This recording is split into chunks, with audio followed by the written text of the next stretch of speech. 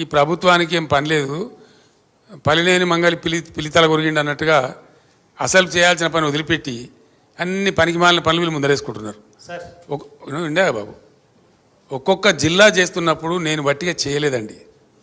దాని మంచి చెడ్డలు, దాని పూర్వపరాలు, దాని గ్రోత్ ఆశించి ఛత్తీస్గఢ్లో అక్కడ చీఫ్ సెక్రటరీ గారితో మాట్లాడేది. వాళ్ళు ఒక బస్తర్ జిల్లాను అనేక జిల్లాలు చేసిండ్రు. ఎట్లా చేయాలని అడిగినప్పుడు భూపాలపల్లి జిల్లా ఏర్పాటు చేసిన, ములుగు ఏర్పాటు చేసిన, ఇంకా కొన్ని జిల్లాలు ఏర్పాటు చేసిన, వాటి భౌగోళిక పరిస్థితులను బట్టి అవి గ్రోత్ కారిడార్లుగా మారాలని చెప్పి అక్కడ లైట్ రావాలి, అడ్మినిస్ట్రేషన్ పోవాలి, అక్కడ కలెక్టర్ ఉండాలి, ఎస్పీ ఉండాలి, ఉంటేనే బాగా జరుగుద్దని గతంలో కలోలిత ప్రాంతాలుగా ప్రకటించిన సిరిసిల్ల జగిత్యాల కావచ్చు, భూపాలపల్లి ములుగు కావచ్చు, స్టేట్ బార్డర్లో ఉండేటువంటి గద్వాల జిల్లా లాంటివి కావచ్చు, చాలా ఆలోచనతో తెలంగాణ యొక్క ప్రగతిని ఆశించి చేసిన జిల్లాలు అవి. ప్రజలు చాలా హ్యాపీగా ఉన్నారు. ఇలా కొత్తగా ఏర్పడ్డ జిల్లాల ప్రజలు కూడా చాలా కోపంగా ఉన్నారు ప్రభుత్వం మీద. డబ్బులు ఇచ్చిండా, ఇంకేదైనా రహస్య వ్యవస్థ పెట్టుకున్నా మాకు ఎందుకు తెలుస్తుంది? అదో ఇష్యూ అవా ఇంత సిల్లి, ఆ గవర్నమెంట్ ఎంత సిల్లి ఉన్నదో మీరు కూడా అట్టే తయారైపోయిన పూర్తిగా. What is that non sense? నాకు అర్థం కదా. ఫినాయిల్ పెట్టి నోలు కట్టుకునే పరిస్థితి తెస్తూ ఉన్నారు. ఎవడో కొందరు బాకాగాలు పని లేక ఇలా ఈ ముఖ్యమంత్రి తరఫున ఇంటెలిజెన్స్ ట్యాపింగ్ చేస్తలేదా అండి? Do you say that? ప్రతి ప్రభుత్వానికి ప్రపంచంలో గూఢచార వ్యవస్థ లేని ప్రపంచమే ఉండదు, ప్రభుత్వమే ఉండదు. వాళ్ళు సమాచార సేకరణ చేసి ప్రభుత్వానికి ఇస్తారు. సాయంత్రానికో పొద్దున్న early morning, every morning intelligence comes and brief the chief minister about the law and order situation.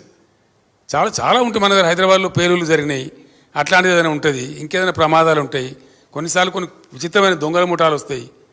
అట్లాంటివన్నీ కూడా సమాచారం సేకరించి ఇస్తూ ఉంటారు. ఏం చేయాలో చెప్తారు. దాన్ని బట్టి గవర్నమెంట్ ఏంటంటే వివిధ శాఖల అధికారులకు అప్రమత్తం చెప్పి కల్తీ విత్తనాలు ఉంటుంది, దాని మీద కూడా ఇస్తారు. అది పర్మిషన్ లేకుండా చెయ్యరు. ఇది ఇంగితమైన ప్రతి ఒక్కరికి తెలుసు. తర్వాత తీసుకున్న దాన్ని డిమాలిజ్ చేయొచ్చని కూడా ఉంది ఆ చట్టంలో. ఒక నిర్ణీత వ్యవధి తర్వాత వాళ్ళు సేకరించిన సమాచారాన్ని డిమాలిజ్ చేయొచ్చని కూడా అదే యాక్ట్లో ఉంది. ఇది తెలియకుండా అదేదో పెద్ద భయంకరమైన వ్యవహారం అన్నట్టు, దాని ఏదో తోకమట్టం ఏదో కొండందో వెలకబట్టుకున్నాం అన్నట్టు ఏమి బట్టి ట్రాష్ గ్యాస్ దాంతో ఏం అయ్యేది. మీరు ఆ భ్రమలు ఉండకండి. చాలా సంతోషం, చేసుకోమని వెంటనే అర్జెంటుగా చేసుకోమని చెప్పాలా. పారాగాన్ చెప్పులు లేకుండా నేను ఉంటున్నా, రేవంత్ రెడ్డి ఉండినా ప్రజలకు తెలుసు కదా. పారాగాన్ చెప్పులు లేకుండా ఎవరు అనేది అందరికీ తెలుసు కదా దేశంలో. ఎవరు భూ కబ్జాదారు, ఎవరు బ్లాక్ మెయిలరు, ఎవరు ఓటుకు నేటి కేసులో పట్టుబడ్డరు, ఎవరు దొంగ దందాలు చేసిండ్రు, ఎవరు భూమాఫియా అందరికీ తెలుసు రాష్ట్రంలో. మాకు పారాగాన్ చెప్పులు లేని ఫ్యామిలీ అండి మాది. బ్రదర్ కాదు బ్రదర్, బేసికల్లీ అది కరెక్ట్ కాదు. ఎందుకంటే మేము ఏం చేసినామంటే రైతుకు సహకారం అందించాలా, పెట్టుబడి సాయం చేయాలని మేము ప్రయత్నం చేసినాం. ఆ టైంలో ఏం జరిగిందంటే యూరియా బస్తాలు ఇద్దామని కొంతమంది చెప్పారు. ఒక సలహా, ఇట్ వాజ్ అండర్ డిస్కషన్, నేను ఎప్పుడు చెప్పలే, ఇట్ వాజ్ అండర్ డిస్కషన్. తర్వాత అశోక్ గులాటి గారు అని చెప్పి చాలా ప్రామినెంట్ ఆగ్రో ఎకానమిస్ట్ ఈ దేశంలో, ఇంటర్నేషనల్ ఫేమస్ కూడా ఆయన, ఢిల్లీలో ఉంటారు, నాకు మంచి ఫ్రెండు. ఆయన నేను అడిగిన, మేము చేద్దామనుకుంటున్నాం వితౌట్ ఆ గవర్నమెంట్ సపోర్ట్ ఇలా వ్యవసాయం నడిచే పరిస్థితి లేదు. అనేక దేశాలలో గవర్నమెంట్ సపోర్ట్ చేస్తూ ఉంది, మన దేశంలో ఉల్టా ఉంది. మా రాష్ట్రంలో మేము చేయాలనుకుంటున్నాం కొత్త రాష్ట్రం అని చెప్పి ఆయన సలహా అడిగిన. ఆయన ఏం చెప్పినట్టే బ్రదర్, నాకు ఇప్పుడు నువ్వు యూరియా బస్తాలు ఇస్తావు, వానాకాలం వేసుకుని 4 మిగిలి ఉంటాయి ఆయన దగ్గర, నువ్వు మొత్తం ఇస్తావు ఈ పంటకు. ఆయన ఏం చేయాలి, ఈ 4 బస్తాలు అమ్ముకుంటాడు మార్కెట్లో, మళ్ళీ దానికి అపఖ్యాతి వస్తుంది. కాబట్టి అట్లా వద్దు, నువ్వు ఎంత ఇస్తావో, నీ స్టేట్ కిట్టి ఎంతవరకు పర్మిట్ చేస్తావో నాకు తెలియదు, నువ్వు చేయదలుచుకున్న సహాయం క్యాష్ రూపంలో చేయి. ఏం చేయదలుచుకున్నావు, 1000 ఇస్తావా, 2000 ఇస్తావా, 3000 ఇస్తావా, నీ ఇష్టం. కానీ ఆ డబ్బుకు అతను ఓనర్ కావాలి. ఎందుకంటే ఒక ఆయనకు విత్తనాలు పట్టి ఉండొచ్చు, ఒక ఆయనకు ట్రాక్టర్తో దున్నించుకునే ఎక్కడికి పట్టి ఉండొచ్చు, ఒక ఆయనకు పురుగుల మందులు కొనుక్కునే ఎక్కడ ఉండొచ్చు. రకరకాల అవసరాలు ఉంటాయి రైతులకు, వేరియేషన్ ఉంటుంది. కాబట్టి నువ్వు ఇచ్చే కాడికి క్యాష్ ఈ బస్తాలు ఇచ్చి మళ్ళీ వాళ్ళు అమ్మేసుకొని, అవసరం లేని వాళ్ళు అమ్మేసుకొని ఇవన్నీ ఇబ్బంది జరుగుతుందండి అని చెప్తే ఎరువు బస్తాలు దానాడే ఫుల్ స్టాప్ చేసినాం. తర్వాత రైతు బంధు పేరు మీద ఈ స్కీమ్ ప్రారంభించినాం. కానీ దీన్ని కొంతమంది చిల్లరగాళ్ళు సోషల్ మీడియాలో పెట్టి బస్తాలు ఇస్తానో ఏమైంది, బస్తాలు ఇస్తానో ఏమైందని, మేము ఇది రైతు బంధు బస్తాలు 2 ఇస్తామని చెప్పినామా? బస్తాలకు బదులుగా ఇస్తున్నదే రైతు బంధు.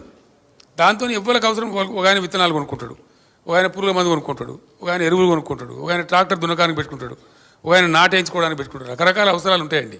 ఆయన అవసరాన్ని బట్టి ఆ డబ్బును ఆయన వాడుకుంటా ఉన్నాడు. దాని ఫలితమే మనం 3 కోట్ల పైచీలు టన్నుల ధాన్యం పండించినాం, పంజాబ్ను తలదనినాం. మీరు అడిగింది మంచి క్వశ్చన్, అది నాకు కూడా ఇక్కడ చెప్పాలని ఉండే. మీ క్వశ్చన్ ద్వారా ఇప్పుడు క్లియర్ అయిపోయింది. I'm thankful to you. Sir ఇక్కడ సార్ ఇక్కడ సార్ ఇటువంటి చాతగాని ముఖ్యమంత్రుడు గుజరాత్ పోతాయి, తమిళనాడు పోతాయి, కేరళ పోతాయి, ఆంధ్ర పోతాయి. ఇంకేంది? ఎక్కడికి పోమ్మా? మీరే చెప్తున్నారు, మీ క్వశ్చన్లే ఆన్సర్ ఉన్నది. ఈయన ఏం చేస్తున్నాడు మరి? టెస్లా బిస్లా అంతా మోడీ అనుకొని పోతా ఉంటే ఈయన ఏం చేస్తున్నాడు? మోడీ అడ్డం పడ్డా మేము తెచ్చినామమ్మా కొన్నిటిని, లైక్ ఫేస్బుక్. ఆయన ఇంటర్నేషనల్ లాబీస్లను పెట్టి చాలా ప్రయత్నం చేసిండు అహ్మదాబాద్ తీసుకుపోదామని. మేము అంతకన్నా పై ఎత్తుగడ వేసి దాన్ని ఇక్కడ తెచ్చినాం. మోడీని తట్టుకొని మేము ఒక 4-5 పరిశ్రమలు పెద్ద పెద్ద తెచ్చినాం ఇక్కడికి. ఢిల్లీ లిక్కర్ స్కామ్ అనేది నరేంద్ర మోడీ సృష్టించినటువంటి ఒక రాజకీయ కుంభకోణం. It's reverse political scam. అందులో ఏం లేదంత పట్టితే గ్యాస్. ఇవాళ వరకు ₹1 రికవరీ చేయలే, ₹1 కూడా రికవరీ చేయలేదు. ఎవరి నుంచి ఎవరికి మనీ లాండరింగ్ అయిందో, ఎవరి నుంచి ఎవరు తీసుకున్నాడో ఎవరికి తెలియదు. అది ఢిల్లీ స్టేట్ లిక్కర్ పాలసీని స్కామ్ కింద చిత్రీకరించి మేమిద్దరం అండి, ఆయన కంట్లో నర్సులాగా ఉన్నోళ్ళం, అరవింద్ కేజ్రీవాల్, నేను, ముక్కులో కోయలాగా ఉంటే మేము ఏం చేసినాం మేము? ఆయన మాకు 104 మంది ఎమ్మెల్యేలు మా సంఖ్య ఉండి, అప్పుడు మజ్లిస్ ఎమ్మెల్యేలు 7 మాకు సపోర్ట్ ఉండే టైంలో 119లో 111 మంది మేము ఉన్నాం ఇక్కడ. అయినా ఆయన ఏజెంట్లను పంపించండి ఇక్కడికి, ఈ గవర్నమెంట్ టాపులు చేయాలని కూలగొట్టాలి రాష్ట్ర ప్రభుత్వాన్ని ఆయన ఏజెంట్లను పంపించి ఇక్కడ బేరాలు చేసిండ్రు. వాళ్ళని పట్టి నిర్బంధించి నేను జైల్లో వేసిన. ఇక్కడ వేయడమే కాదు, ఆ ఏజెంట్లను పంపించిన మూల సూత్రధారి బిఎల్ సంతోష్, ప్రధానమంత్రికి రైట్ హ్యాండు, జాతీయ కార్యదర్శి, ఆయనను పట్టుకరమని చెప్పి ఢిల్లీ సెంట్రల్ బీజేపీ ఆఫీస్ మీదకి మన పోలీసులను పంపించిన నేను. ఆయన పట్టుకరావడానికి పోయిన తెలంగాణ పోలీసులు, తప్పించుకున్నాడు ఆయన. అది వాళ్ళ మా మీద కోపం. ఆ కక్ష మనసులో పెట్టుకొని అటు అరవింద్ కేజ్రీవాల్ను ఇటు నన్ను రాజకీయంగా ఒత్తిడి చేయాలని చెప్పి అటు కేజ్రీవాల్ని అరెస్ట్ చేసిండ్రు, ఇటు నా కూతురుని అరెస్ట్ చేసిండ్రు. అది బూమరాంగ్ అవుతా ఉన్నది. ఇలా ఆ అమ్మాయి బతుకమ్మ ఉద్యమం చేసి తెలంగాణ ఉద్యమానికి ఎంతో కంట్రిబ్యూట్ చేసి అమెరికా నుంచి వచ్చి పాపం తన జీవితాన్ని వదులుకొని తెలంగాణ కోసం పనిచేసిన బిడ్డ. అందరికీ తెలుసు, లోకానికి తెలుసు. ఆ అమ్మాయి స్టాండర్డ్ ఏందో, ఆమె ఎట్లా మాట్లాడుతుందో, ఆమె ప్రవర్తన ఏందో మీ అందరికీ కూడా తెలుసు. మీ అందరూ కూడా చాలామంది జర్నలిస్టులు ఆమెతో కలిసి పనిచేసిండ్రు. అటువంటి ఒక నిర్దోషిని పట్టుకపోయి ఒక మహిళను చూడకుండా కేవలం నా కూతురు అనేటువంటి ఒక రాజకీయ కక్షతోని మోడీ అరెస్ట్ చేసిండు. ఏం ఫరక్ పడదు, మేము భయపడము, రాజకీయ కుటుంబం కాబట్టి మేము అన్నీ ఎదుర్కొంటాం. మాకు ఈ జైలు బీలు కొత్త కాదు, వీఆర్ నాట్ వరీడ్. అది బూమరాంగ్ అవుతా ఉన్నది. ఇలా ఆ అమ్మాయి బతుకమ్మ ఉద్యమం చేసి తెలంగాణ ఉద్యమానికి ఎంతో కంట్రిబ్యూట్ చేసి అమెరికా నుంచి వచ్చి పాపం తన జీవితాన్ని వదులుకొని తెలంగాణ కోసం పనిచేసిన బిడ్డ. అందరికీ తెలుసు, లోకానికి తెలుసు. ఆ అమ్మాయి స్టాండర్డ్ ఏందో, ఆమె ఎట్లా మాట్లాడుతుందో, ఆమె ప్రవర్తన ఏందో మీ అందరికీ కూడా తెలుసు. మీ అందరూ కూడా చాలామంది జర్నలిస్టులు ఆమెతో కలిసి పనిచేసిండ్రు. అటువంటి ఒక నిర్దోషిని పట్టుకపోయి ఒక మహిళను చూడకుండా కేవలం నా కూతురు అనేటువంటి ఒక రాజకీయ కక్షతోని మోడీ అరెస్ట్ చేసిండు. ఏం ఫరక్ పడదు, మేము భయపడము, రాజకీయ కుటుంబం కాబట్టి మేము అన్నీ ఎదుర్కొంటాం. మాకు ఈ జైలు బీలు కొత్త కాదు, వీఆర్ నాట్ వరీడ్.